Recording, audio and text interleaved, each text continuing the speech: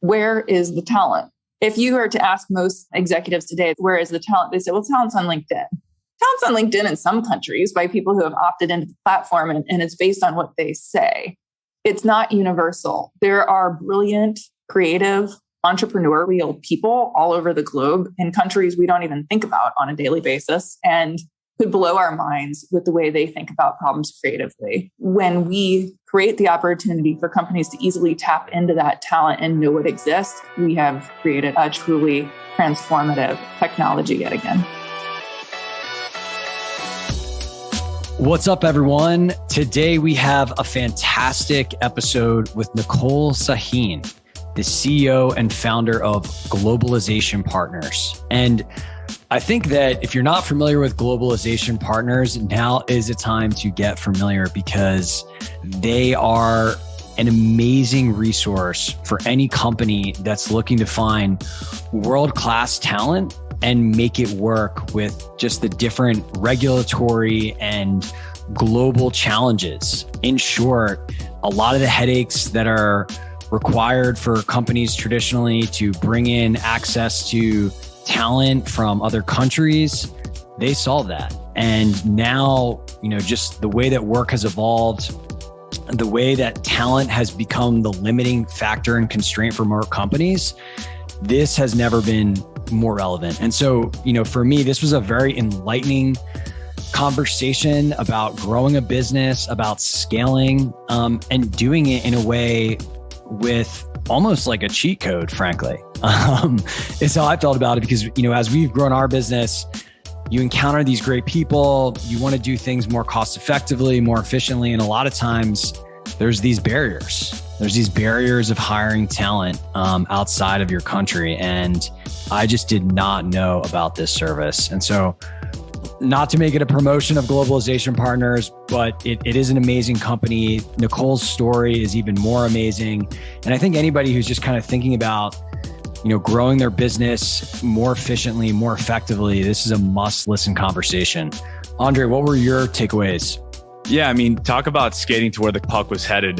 Nicole is someone who did a lot of this type of work manually and as an expert in the niche for various years and really just found a better way to do something using technology. And so I think that having that unique insight and carrying it out for over 10 years and having an event, a compelling event quite like COVID happen to you and accelerate the entire thing is really fascinating, especially since she bootstrapped a lot of the way there too. And so, hearing her break that story down was amazing.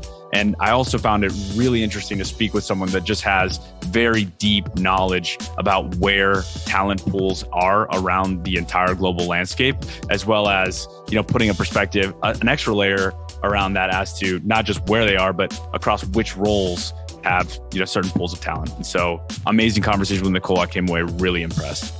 Well, let's hear from Nicole. Hey, Nicole. How's it going? It's great. I'm so happy to be here, Scott. Thanks for having me. I'm happy to have you here. And are you calling in from San Diego? I am. I'm happy to be home in sunny San Diego today. It's amazing. I used to live in the Little Italy area, and I've always said I will make it back to living in this place. It's so special.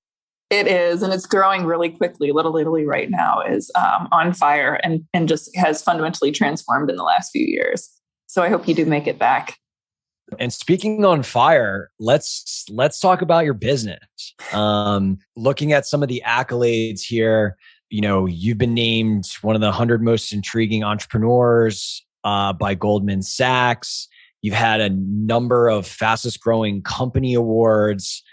People that aren't familiar, what is Globalization Partners? Yeah, thank you. We are a company and a software company that enables companies to hire anyone, anywhere, quickly and easily without having to figure out the legal, HR, and tax issues in every country. So how that works is if one of our customers wants to hire talent in Singapore or Poland or the Czech Republic, let's say, and they have like the perfect candidate, but they need a way to employ that person. Before our business and our industry existed, they would have to go set up a whole company in that country before they could hire somebody, which would take like 6 to 12 months. It's a lot of legal, tax, and HR headaches. just to hire one employee.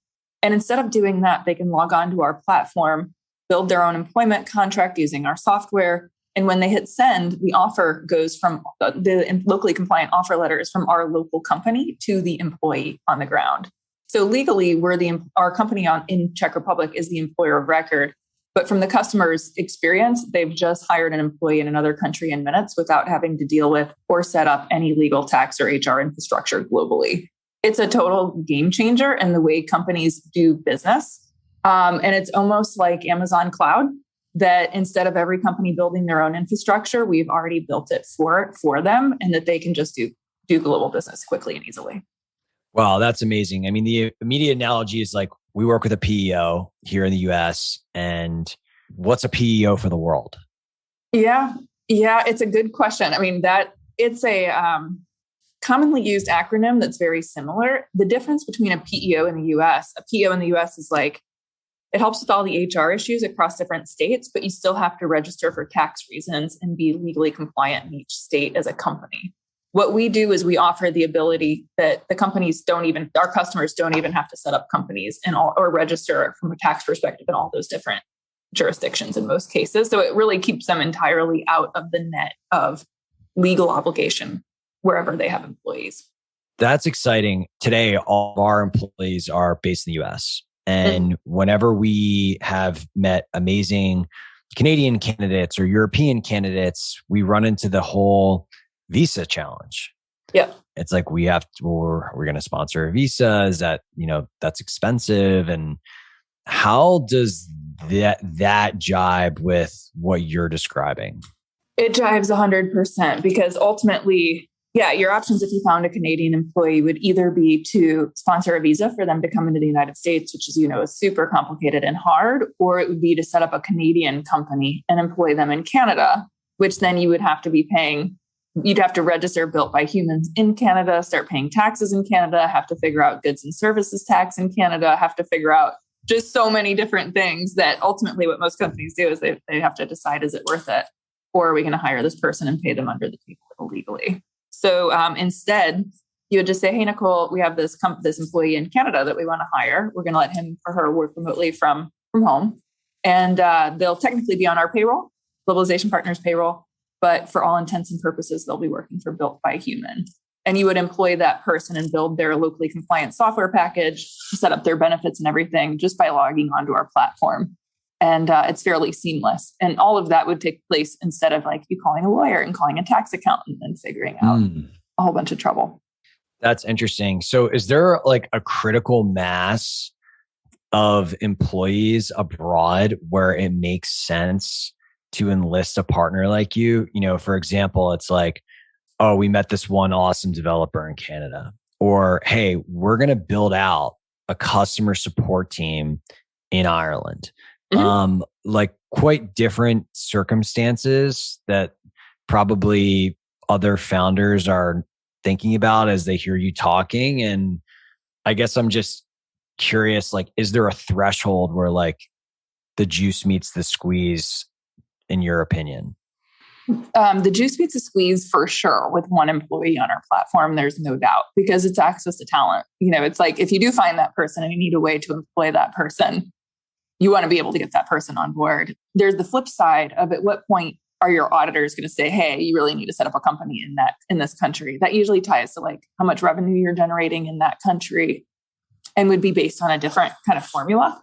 But it's a no-brainer, in my opinion, to set up and start in any given country and let that local operation grow to at least 25 or 30 employees before you start setting up your own legal entity. Wow. Yeah. Yeah. So it's pretty significant. It's it's really interesting because and this is what I would love to pick your brain about because here we are in a world where shit's changed. Like, changes fast too. Like everyone's on Zoom, everyone's on Slack, everybody's working async, and that is a huge opportunity. And we've even seen this at my company, Troops, which we used to have offices in San Francisco and New York. A few people out in the field, but now it's like, okay, talent pool equals anyone. And what you're saying is hey, it might even be more than the US if that's where your company is.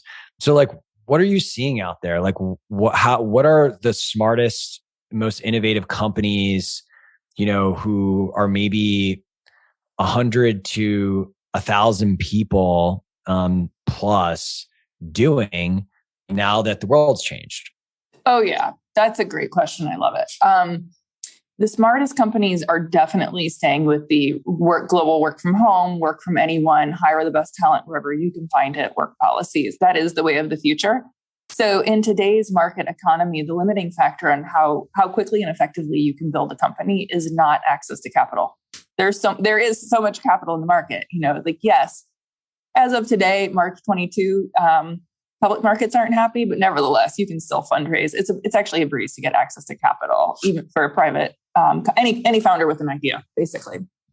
So the limiting factor in being able to build a world-class business is what talent can you access?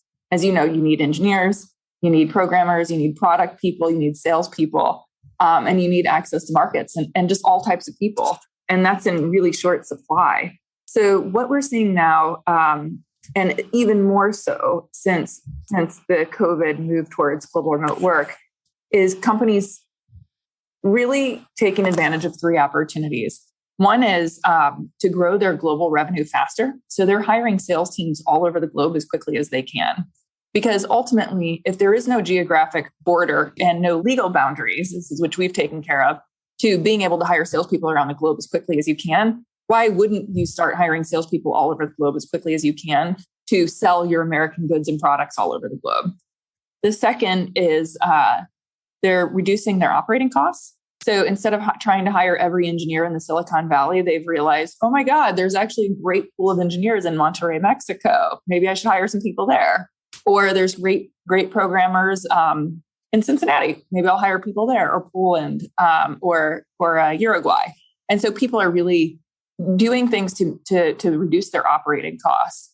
But I would say the most compelling thing is really in this era of super tight labor market is they're just hiring anyone they can find, and they don't care where the people sit. And so that's when they're really using our platform more. And importantly, using our platform, they minimize risk while doing it, and they can rest assured that all the compliance is taken care of, which is super important. I mean, you wouldn't want to just hire everybody as a contractor all over the globe. If you were a company with 100 to 1,000 people, you still have to be compliant. You have to choose a partner and a platform you can trust. But we certainly offer that and are mindful of that.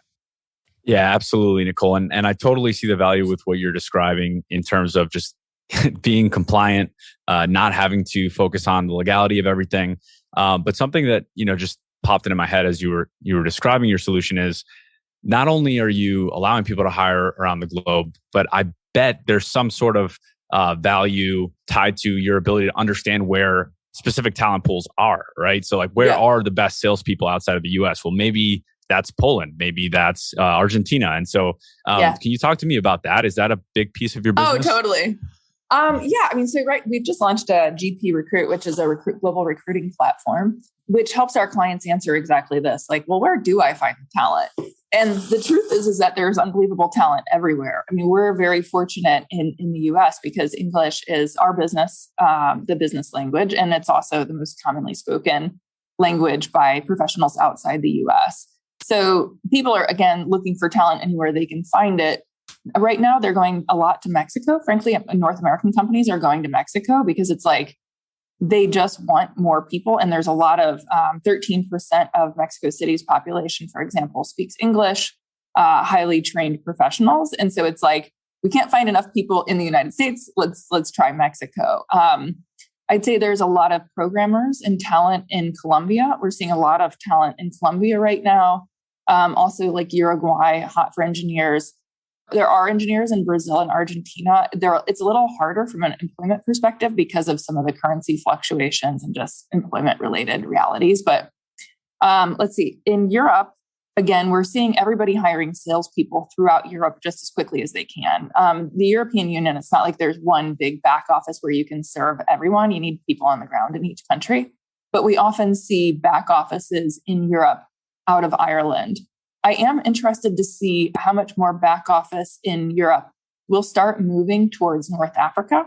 or Africa, because again, there's a highly trained English speaking population. And there's a lot of regulation coming in Europe right now around right to disconnect, which doesn't necessarily work for globally minded remote work, asynchronous businesses. You can't really make mandates that everybody can work 9 to 5, but they can also be flexible and take their dog out for 2 hours at lunch during the day. Like it works if everybody's working, but I don't know, there's got to be some boundaries somewhere. And I think there might be some pushback on that. In Asia, we see people hiring salespeople in Singapore and Australia quite a lot. We're seeing a lot of talent always in India, and China remains hot as well. So that's a snapshot summary. That's very interesting. I guess my question would be like, when should other founders be thinking about this? Like, is it, okay, we have excessive hiring plans. We just did a cap raise. Like you mentioned, the opportunities of growing the sales team, reducing the operating costs, or just aggressively hiring. I mean, for example, like we have some customers in Europe. It's not like our inbound lead flow is like Europe. Do you know what I mean? What are kind of like key inflection points or levers that you think would be a real thought-provoking exercise here? I think it depends on the business and how quickly they want to grow and what's their mandate. I'd say if you had a business where you were happy to kind of sit back and wait, so maybe like a company that wants to grow but isn't necessarily, if you're venture backed, your mandate is grow, right? You got to grab global market share as fast as you can and that type of business profile. But if you're a smaller business, you could take the approach of, well, we'll wait. We get some demand from Europe, but like we're not going to push that button because maybe our US market isn't saturated yet. We know that's profitable. We're just going to put our resources here. Okay, I get that, But if your mandate is global growth, we're going to take over the globe, and you think you're the next Uber or Tesla or whatever, then your mandates and your mandate with your investors is probably grab as much global market share as you can as quickly as possible, in which case you should be hiring immediately if you think that there's demand in other countries. So I would say from a demand perspective, that would be a top priority. And hiring demand gen people, to me, even before you start hiring sales team members makes sense, or just putting some feet on the ground to start exploring the market. Then from an operating cost perspective, I think it makes sense no matter what the company is. If it makes sense for your business and everybody works remotely, there's a lot of founders I know who are getting kind of priced out of the market in some places. They just it's like, I can't hire a kid right out of school for $120,000. What are my options? And sometimes they want to hire talent in lower cost jurisdictions. They might look for a head of demand gen in Mexico or India. Now, I will say that what we're seeing in many different fields, especially among people with executive presence in what were traditionally low cost jurisdictions, is that they're saying, the talented people are saying, I don't want a local salary that's local to my country or my location. I want a global salary. We used to see engineers able to pull their weight in that regard, and kind of like there was a leveling out with engineer salaries around the globe, or starting to be. But I think we're going to see more of that in the future over highly sought after tech company type professionals. Yeah. And I imagine you'd see the reverse where, we are seeing it, like where people that are getting that Silicon Valley salary are like, okay, I'm done paying Silicon Valley rent. I'm going to go live in Costa Rica, but people aren't even going to know. And that's that. Yeah. So how did you, what is the origin story of this business? Yeah. Well, first I'll tell you where we are now, because I think it puts some color to where we started and where we are now. Right now, we probably just hit our 1,000th employee. I don't know if it's official yet, but probably today or tomorrow. Internal employee. We're doing about $1 billion annualized recurring revenue. And, we're all over the globe. We do business in 187 countries. We just did a $200 million round from Vista Equity Partners with a $4.2 billion valuation. In terms of where the company started, I had the idea for this business when I used to help work with Tesla and Infinera and NetSuite when they were the newbies coming out of Silicon Valley. I was one of their advisors and consultants who would help them set up their international operations.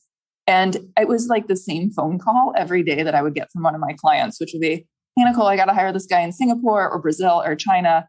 And I would advise them that before they could legally issue an employment contract in that country, we had to set up a company in that country. My team would be the team that would go out, set up the company, set up the payroll, set up the legal, tax, and HR issues in that country and like tie it all together. And we built some software around that. And ultimately, that company sold in 2014. But before that, I left because I thought I had a better approach to doing things in a much more scalable business model, which was instead of setting up one company for each country every time they wanted to expand into a new country, that we would set up one company in each country and give all of our clients access to that one company. And so that was really the birth of the global employer platform industry. And that was about 10 years ago now. The reason it took 10 years to get from here to there is because 10 years ago, it was commonly thought that this industry was not a legally valid industry. It took some time to really thread the needle in 187 countries to make sure that we could provide a legally scalable platform. At this point, with thousands and thousands of companies using our platform and leveraging it, and our solid, well-built relationship and reputation with governments on the ground in all of these countries, we're confident that we're highly scalable. And that's what's led to where we are today. I love that story, mainly because it's just an example of someone working in a niche space, understanding it super, super well, and just finding a better way of doing things. So I think that's really inspiring. And I think my question for you is, you've been skating to where the puck has been headed for 10 years now. And I'm sure, it was an amazing tailwind for your business, but I'm also sure that there are a lot of new innovators, copycats, everything under the sun. So I'm just curious, how do you see that development? Where does it currently stand? And, what's your general view on competition in general? I think it's a topic we've seen many people take different approaches on. Yeah. Well, first I'll say, I guess my view on competition in general is a lesson learned over the last, we really didn't have competition in the industry until maybe 2015 or 2016. So it took a while, but competition makes us better. And I know it can be worrisome, and a lot of people spend a lot of time worrying about the competition. But honestly, I think if you have a really killer strategy and you're executing on it and you're focused like a laser on your own business, it's not to say don't worry about the competition, because of course you have to be mindful of it. Actually, maybe pay attention to the competition, because I think a lot of times competitors come up with ideas and they market them without actually executing on them well. And I think the deadly combination is have the best ideas and also execute on them well. So I feel like good competition, good competitors make you better. And then separately, what's the space look like? Global remote work is on fire for the reasons that we all mentioned. There are a lot of VCs throwing money in the space and into the industry overall, trying to catch up. I feel like we have a really good lead on the competition, and we've already built what everybody else is trying to build. So at this point, we're really just kind of, add growth and grow. And we're quite lucky in that regard. And in addition, we have the opportunity to leverage our experience as well as our scale and build new products on top of this industry. So yes, this is the business. This is the industry that broke down barriers for everyone everywhere and democratized access to opportunity and is at the forefront of the era of global remote work. But we have another product we're working on that is so much better and that no one else could do without our scale, as well as the experience. So we're well ahead of the curve and building up even more moats on top of strong moats, and excited about the future. Moats on moats. Love it. It's a good place to be. What do you think the next phase of global remote work looks like? Like that's very nascent and probably maybe emergent today amongst like insane early adopters that you think we can start to think about? Yeah, I think it will be interesting to see many things. One is like all these WeWork spaces globally and the equivalent that were really prevalent right before COVID hit. I think those will be adapted to common co-working spaces and common shared spaces that can be used by whole office teams for a day or 1 week, a month or something. And to where you can really have team meetings and have your own office space and potentially even rebrand it occasionally to be your office space, even if your team is only using it occasionally for meetings. So I think that will probably be an innovation that we'll see. I think we'll see a lot related to, it'll be interesting to see what Meta does and that type of organization in terms of video technology, or maybe it's augmented or virtual reality type technology related to the workplace. I think there's a lot of opportunity there. I think there's a tremendous amount of opportunity that has the potential to really change humanity around truly being able to catalog and find and test where is the talent. You know what I mean? Like If you were to ask most executives today, where is the talent? They say, well, talent's on LinkedIn. Talent's on LinkedIn in some countries by people who have opted into the platform, and it's based on what they say. But like, it's not universal. There are brilliant, creative, entrepreneurial people all over the globe in countries we don't even think about on a daily basis, or I don't even think about on a daily basis in spite of even my work, who are brilliant and could blow our minds with the way they think about problems creatively. I think when we create the opportunity for companies to easily tap into that talent and know it exists, we have created a truly transformative technology yet again. And I'd like to be a part of that. Yeah, that's really exciting. I mean, it's funny. I'm thinking of Andre, who's like Mr. Crypto, and those people aren't on LinkedIn. They're in Discord. They're on Twitter. Like, they're in communities that are not LinkedIn. So if you're building a Web3 company, if you're building a company in that world, like, you're not going on LinkedIn.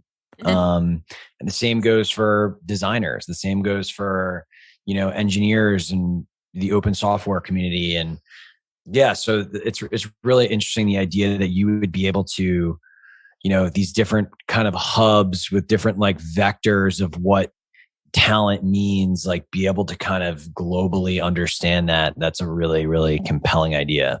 Yeah. I mean, as we move to this era and this becomes the norm, just to take a case example of a company today that might be doing this really, really well, what are some of the cultural benefits that they've seen, and then also some of the huge challenges that they've seen, right? I mean, the idea sounds amazing. I'm just curious what the pluses and minuses are here.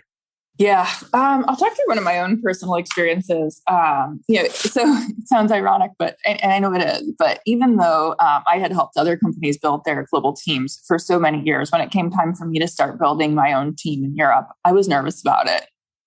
It was just like, I had built this idea in at this time small company, with based on, I don't know, hopes, dreams, and a lot of espresso maybe, but and also the inspiration around, a few people sitting around a table banging out some ideas ultimately.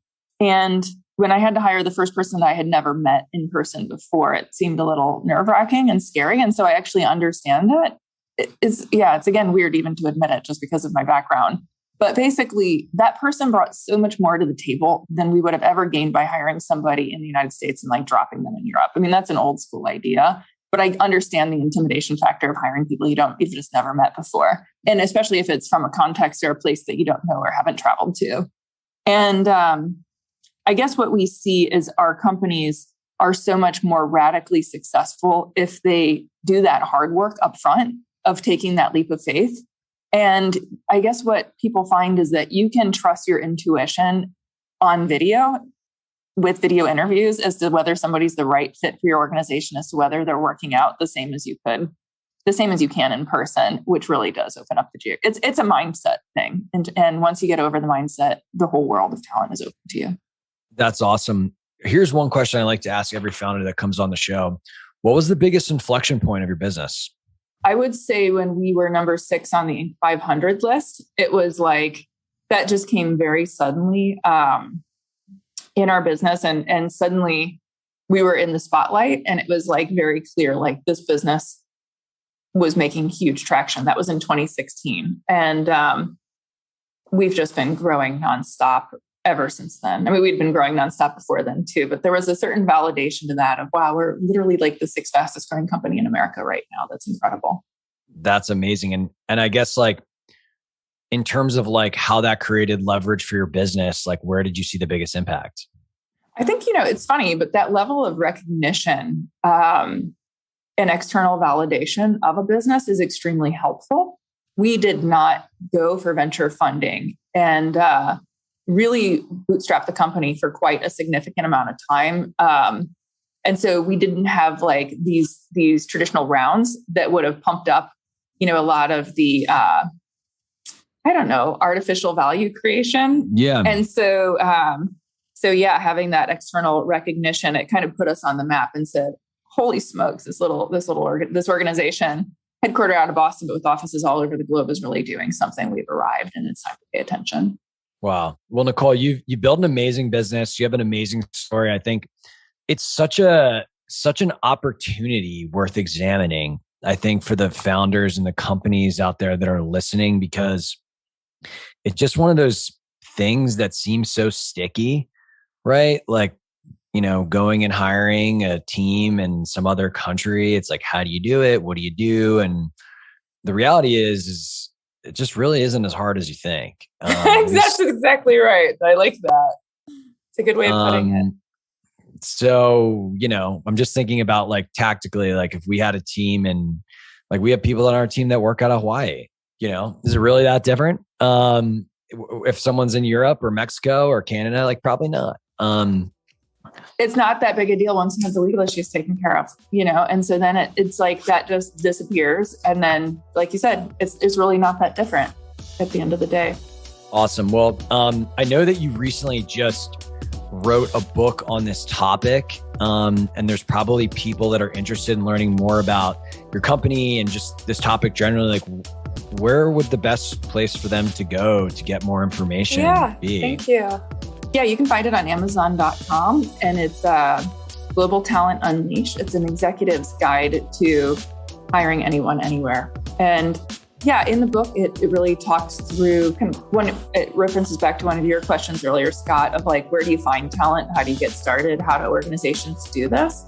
And it's really 20 years of knowledge just kind of packaged into a book. And with the hopes, these are the conversations that I have with customers all the time when they want to pick my brain or hear a little bit about how we built our own internal team and successfully.